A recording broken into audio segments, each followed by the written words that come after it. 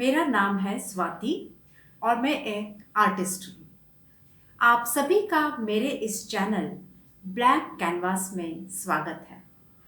Blank canvas which is open for all types of creations. यहाँ पर हम मिलकर सीखेंगे पेंटिंग और शेडिंग के बेसिक्स। तो आइए शुरू करते हैं आज शेडिंग से। बेसिक ड्राइंग या शेडिंग के लिए हमें क्या चाहिए? आप नॉर्मल किसी भी साइज़ की ड्राइंग बुक भी यूज़ कर सकते हैं जिसके अंदर डिफरेंट शीट्स होती हैं।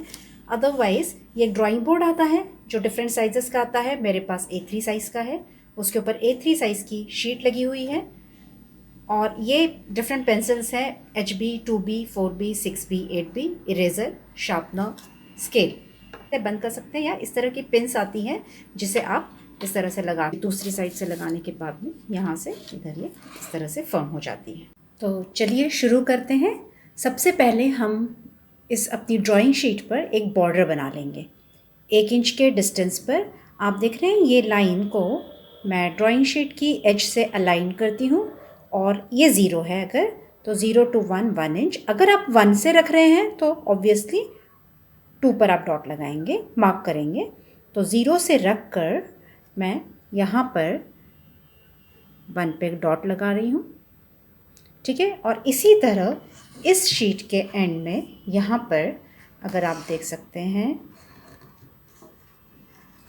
किसी भी नंबर पे आप रखें, अगर आप 11 पे रख रहे हैं तो 10 पे डॉट लग जाएगा, 10 पे मार्किंग हो जाएगी। तो बेसिकली आप सारी एज से 1 इंच अंदर की तरफ मार्किंग कर लेंगे।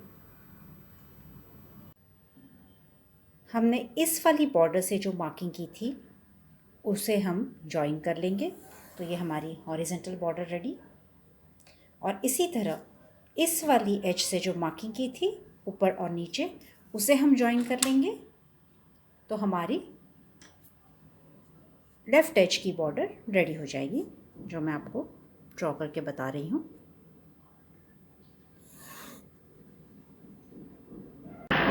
अब हमारा ये ड्राइंग शीट रेडी है जिसमें चारों ओर 1 इंच की बॉर्डर बनी हुई है। अब जो अंदर इंक्लोज्ड एरिया है उसमें हम 2-2 इंचेस पर मार्किंग करेंगे।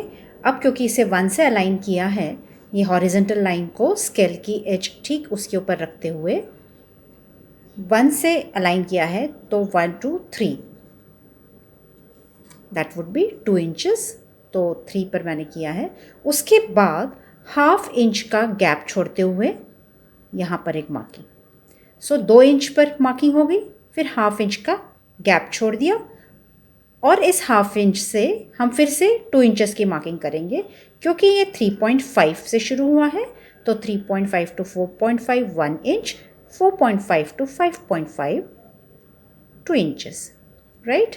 अब हम फिर से 1/2 इंच पर मार्किंग करेंगे। बेसिकली हमने हर 2-2 इंचेस पे मार्किंग की है, 1/2 इंच छोड़ा है, फिर 2 इंचेस पर मार्किंग की है, 1/2 इंच छोड़ा है, 2 इंचेस पर मार्किंग की है, 1/2 इंच छोड़ा है, ठीक है। इसी तरह हम शीट के दूसरी तरफ जो हमारी बॉर्डर है वहाँ पर भी यही करेंगे और फिर वर्टिकली इन्हें जॉइन कर लेंगे।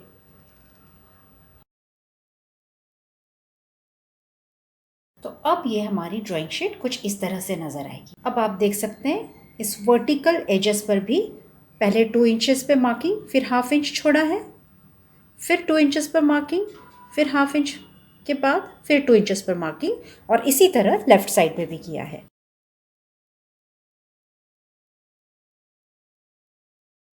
ये हमारे ग्रिड्स रेडी हो गए 2 बाय 2 इंचेस के, और बीच में 1/2 इंचेस का गैप है। अब इसके ऊपर मैं कुछ लिखने जा रही हूँ। HB, 2B, 4B, 6B। चलिए शुरुआत करते हैं HB पेंसिल से। जब भी हम शेडिंग करते हैं तो पेंसिल को स्लैंटेड रखें, वर्टिकल नहीं। और जितने हल्का हाथ आप चला सकते हैं हल्का हाथ चलाएंगे। और पेंसिल आप देख सकते हैं मैंने काफ़ी दूर से पकड़ी है, ठीक है।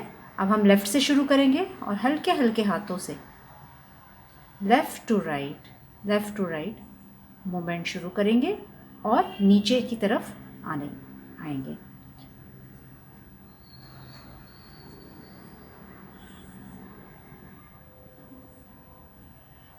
यहाँ पर पेंसिल में बिल्कुल भी प्रेशर नहीं है और बहुत ही हल्के हाथों से horizontally left to right then right to left movement करते हुए नीचे की तरफ हम आ रहे हैं। आप देखेंगे क्लाउडी सा टेक्सचर बन रहा है।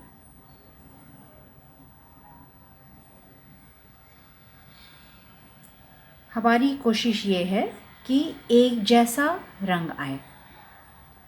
प्रेशर कम ज़्यादा नहीं करना है, प्रेशर हल्के रखना है। पेंसिल मेरी ऑलमोस्ट स्लिपिंग पोजीशन में है, बिल्कुल हॉरिजॉन्टल है।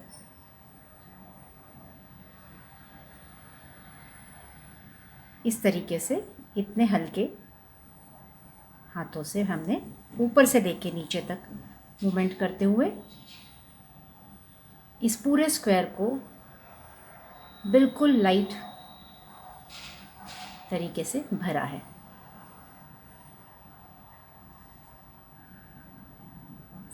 क्लाउडी टेक्सचर बन गया है।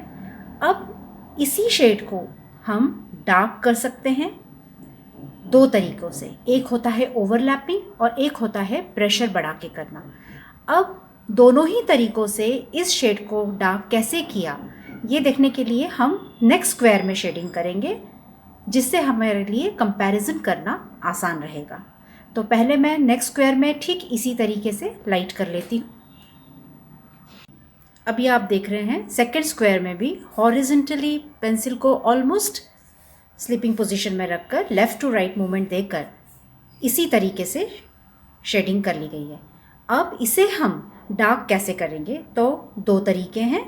या तो हम प्रेशर बढ़ाएं या इतना ही लाइट रखते हुए हम इसे अक्रॉस द बेस शेडिंग शुरू करेंगे।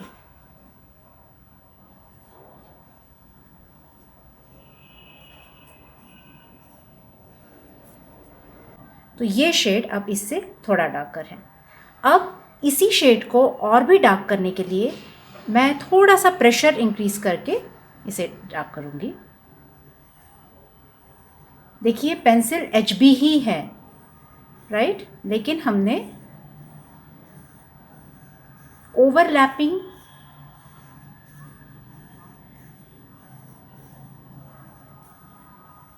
और प्रेशर का यूज़ करते हुए किस तरीके से उसे हल्का हल्का डार्क किया है।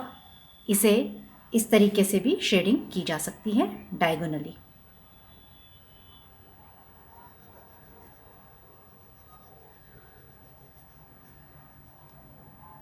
आइडिया ये है कि ये चीज़ पहले वाले से ज़्यादा डार्क लगनी चाहिए। तो हमने इसे हॉरिजॉन्टल किया, यहाँ पर पहले ही बेस में इसे इसके जितना डार्क बनाया। अब इसे डायगोनली शेड करके इसको और ज़्यादा उससे डार्क बनाया। अब आप सोचेंगे तो पहली ही बार में उतना डार्क क्यों नहीं किया? वो इसलिए क्योंकि अगर हम पहली ही बार में डार्क करते तो जो टेक्सचर हमें चाहिए वो हमें नहीं मिलेगा। और जब आप धीरे धीरे अप्रोच करते हैं तो आपको समझ में आता है कि आपको किस तरीके का काम चाहिए और ये आपके कंट्रोल में रहता है।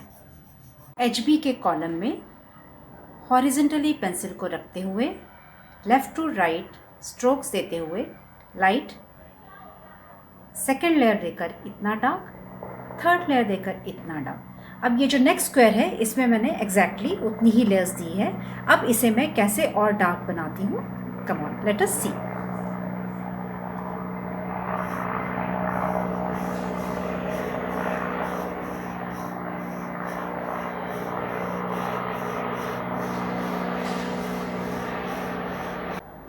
अब नेक्स्ट स्क्वायर अभी मैंने ड्रॉ नहीं किया है, इसीलिए इसी स्क्वायर में हाफ स्क्वायर को मैं इसे फर्दर डार्क कर रही हूँ।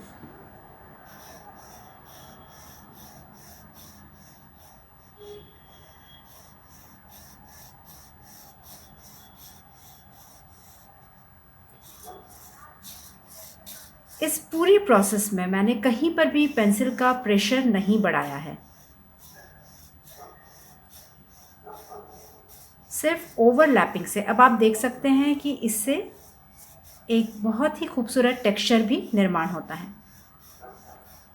प्रेशर बढ़ाकर भी काम किया जा सकता है, उसके लिए पहले पेंसिल पर अच्छे से कमांड आ जाना चाहिए। अब प्रेशर इंक्रीज करके किस तरीके से काम किया जा सकता है, इसकी आधी स्ट्रिप में मैं इसे और डार्क करती हूँ।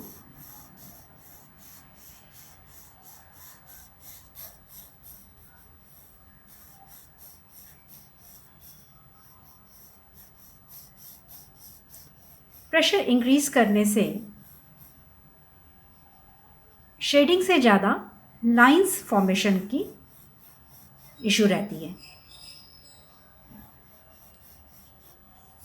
तो अब आप देख रहे हैं एचबी के ही ये सारे शेड्स हैं।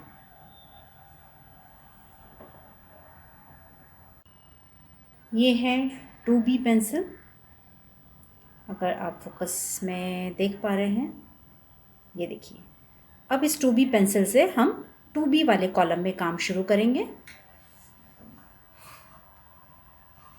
आई hope you all are able to see. वही प्रोसेस, खूब लाइटली पेंसिल को हॉरिजॉन्टल रखते हुए लेफ़्ट टू राइट हमने स्ट्रोक्स देने शुरू किए।